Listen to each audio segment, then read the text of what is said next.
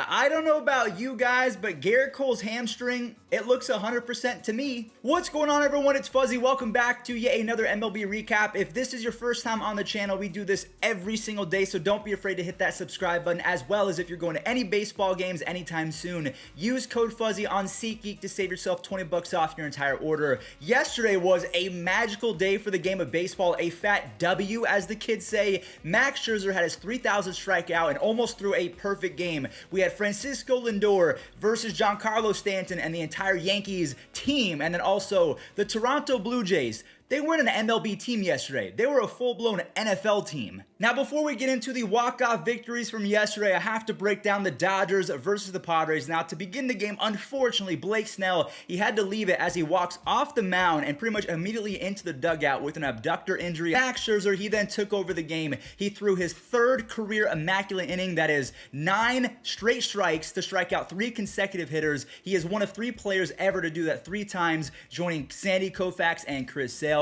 You have Corey Seager grabbing the lead for Max Scherzer, who then gets his 3,000th strikeout on Eric Hosmer in the 5th inning. More on Eric Hosmer later, because he might be public enemy number 1 in LA. So Scherzer, he joins one of 19 pitchers in the 3,000 strikeout club. Mookie Betts then hits his 21st home run, as Scherzer was perfect. He had a perfect game through 7 innings. Yeah, I mean, the Dodgers go up 6-0, and then guess what happens? Eric Hosmer, he ruins it on a double to right field. So he ends up going 8 innings, only 1 hit on 0 walks and 8 strikeouts. He has a .88 ERA with the Dodgers so far, and he lowered his season ERA to 2.17. Him and Corbin Burns, who's going to win the Cy Young? All right, let's talk about those walk-off victories from yesterday. Tarek Skubal wrecked the Rays for the 3 innings that he started yesterday, but all 3 of the young starters are now on a pitch count for the Tigers. He strikes out 6 in 3 innings. You have Victor Reyes driving in the first run, and Nelson Cruz as well as Jeimer Candelario, they trade home runs, and it was a wild last few innings of yesterday's game. Brett Phillips hits a 2-run Oppo Taco, and then Yandy Diaz doubles in 2 RBIs to make it 5-2, and then Miggy, he drives in 2 with the bases loaded and is now just 25 hits away from 3,000, and Harold Castro, he ties it up at 5 runs apiece. Tampa Bay, they end up scoring 2 in extra innings, and Candy delivers with his 2nd home run of the day. He has a 3.2 WAR and a 915 OPS in the second half,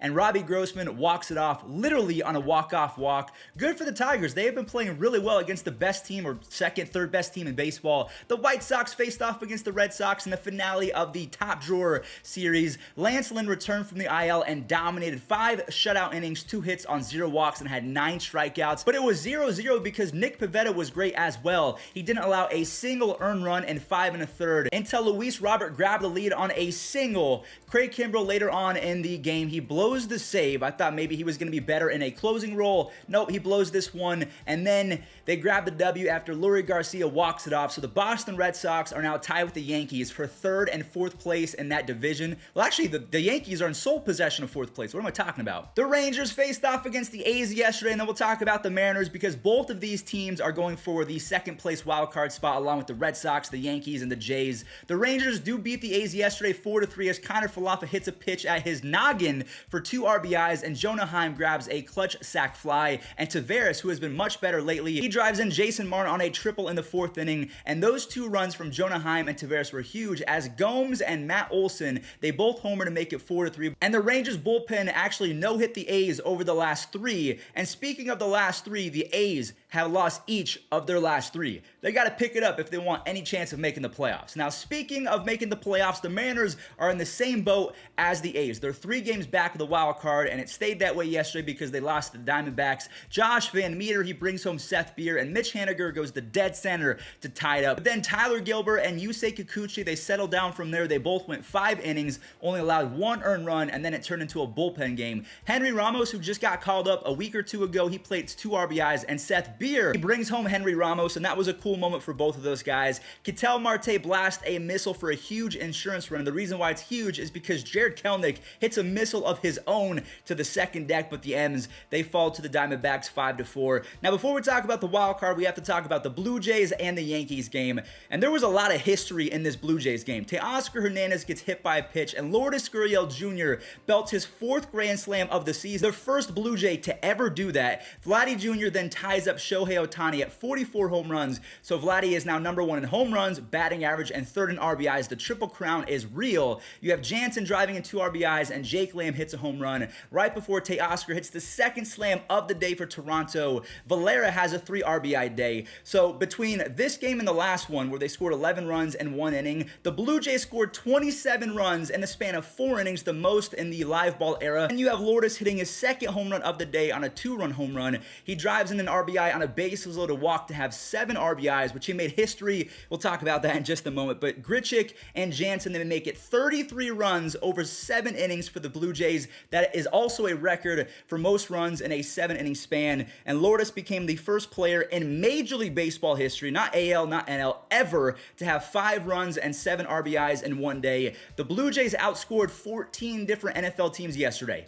14. All right, let's go ahead and break down this exciting game. We need more of this, please. I want more beef. I want more drama. The channel, it's been fine, but I really want controversy, okay? That's what really drives this channel. I think that we all kind of come here for the drama as well as baseball news. So as you guys just saw, Giancarlo Stanton and Gallo driving the first 2, and then Michael Conforto, he brings in a run on an RBI, and Gleyber, who is actually being moved to 2nd base for the rest of the season, probably because of this. His error allows Francisco Lindor to hit a 3-run shot. Carrasco settles down for 4 shutout innings after allowing 2 in the first, and Gleyber makes up for it with a 2-run home run. So it's 5-4, and Francisco Lindor does it again. And this is where he was talking smack to the Yankees dugout, even though his beef was with Wandy Peralta, so we'll talk about that in just a second as well. But this got me fired up. I was so excited. And then Giancarlo Stanton, he comes back to tie it up. This was fantastic. One of the best games I've ever seen in my lifetime. And then guess what happens? Lindor backs it up, and he hits his 3rd home run of the game. Stanton ends up flying out to Francisco Lindor to end the game. That was poetic justice. Lindor has an 870 OPS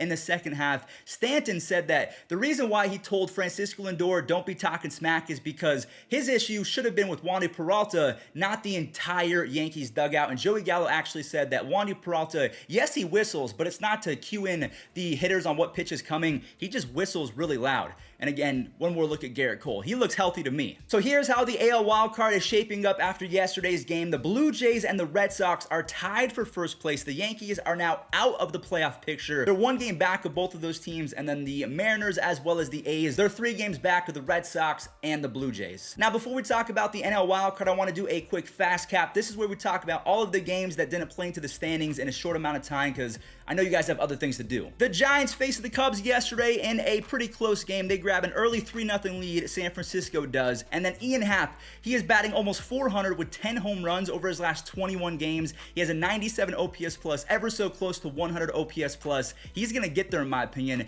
Wilmer's 3rd hit of the day is a 2-run home run. He is insane versus lefties, and then Chris Bryant scores the 6th run on a wild pitch in the 7th, and the Cubs, that was a big time run from Chris Bryant because they make the comeback, but Tyler Rogers strikes out 3. McGee gets his 31st save, and the Giants are on a 7-game winning streak and 43 games above 500. The Brewers versus Cleveland, I mean, what do we have to recap? Cleveland got no hit the last time that we talked about them. Then, after Colton Wong hit a leadoff home run, Urias, Pena, and Escobar all single in some runs in the 2nd to make it 4-0. Then Garcia and Pena both homer in the 3rd to absolutely rip my heart out. Why do you ask? Because we got no hit again into the 5th inning. So that was 15 in the 3rd innings without a single hit. Eric Lauer had 8 strikeouts. The Milwaukee staff is so stupid. And then Wong has his 2nd home run. Garcia goes 465 feet for his 27th home run. Royals versus the Twins. Both teams traded sac flies. Mondesi showed off the pop yesterday as Whit Merrifield doubled in the 3rd run of the game, and Brett Roker finds a hole and knocks in 2. But fortunately for the Royals, Kyle Isbell was back in the lineup, and he delivers off the injured list. The Nationals versus the Pirates. Garcia pimps another one.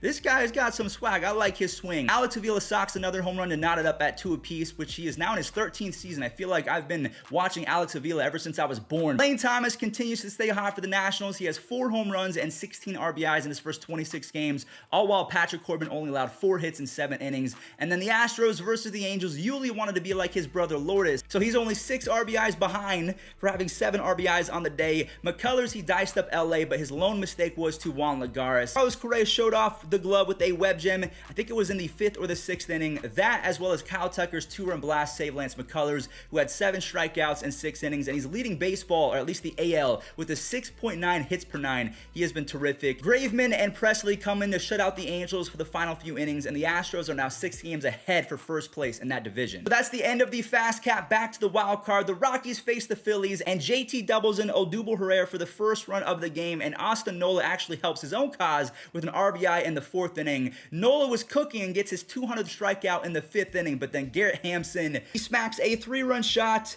Later on, we have JT able to tie it up on a wild pitch, but Hampson does it yet again. 5 RBIs on the day. He scored all 5 runs for the Rockies. Harper, he tried his best with this 32nd home run, but the Phillies just do not get on base for my man. So the Rockies end up winning 5-4. Jesus Sanchez might be the Braves killer. He hits a 460-foot home run just behind Avisail Garcia for the longest of the day. Eddie Rosario has been terrific. He has a 2-run home run, so 3 in his first 33 ABs for the Atlanta Braves. Darno makes it 3-1 on an RBI single, but then Miggy Rowe and Jesus Sanchez do the same, so they have a couple RBI singles to tie it up, but then Albisi says, enough of that single stuff, I'm going yard. 28 home runs, 68 extra base hits on the year, and Freddie Freeman hits his 30th home run on his 32nd birthday. He has a 150 OPS plus and a 7.4 WAR since 2020 began. And then last but not least, the Cardinals versus the Reds. Nolan Arenado, who has actually been bad in September, but also really good in terms of power. He's just not getting on base, but he's making up for it in the clutch when it matters the most. He now has 31 home runs. He hit that one to Big Mac land, and J.A. Happ delivered 5 1/3 shutout with 2 hits, only 1 walk allowed, and Sonny Gray was practically unhittable after giving up that Nolan Arenado home run. Just unfortunately, he got 0 run support, and then Giovanni Gallegos, he strikes out 2 for his 8th save. So Alex Reyes, who set the record for most consecutive saves converted to begin a career, he is now out as the Cardinals closer, and the Cardinals beat the Reds 2-0. So the wild card in the National League looks like this. You have the Padres and the Reds still tied for 2nd place. The Cardinals are now just 1 game back, and the Phillies and the Mets are all within 3. I think the Phillies are 2.5 games back, and the Mets are 3 games back. Both divisions, I mean, you got to watch every one of these recaps going forward because this could change in the blink of an eye. All right, everyone, well, that does it for today's MLB recap. Let me know what you think of the fast cap little portion of the video because I don't want to save all of the bad teams or the games that don't matter for the end of the videos. That's not fair to you guys if you're a fan of the Pirates or the Royals, so I want to talk about that earlier on, maybe a little bit quicker. But thank you all so much for watching. Use code Fuzzy on SeatGeek to save 20 bucks off any baseball games that you're going to, and enjoy this day in MLB history. Frankie Rodriguez delivers. He's stretching out swinging. Save number 58 for Francisco Rodriguez. Nobody has ever done it until right now. Runner goes. Throw to second. In time. And Mo gets his 600th save. And the Yankees win the game 3-2. Up the middle. Baez has it. It's a no-hitter. The former college walk-on has made history in Milwaukee.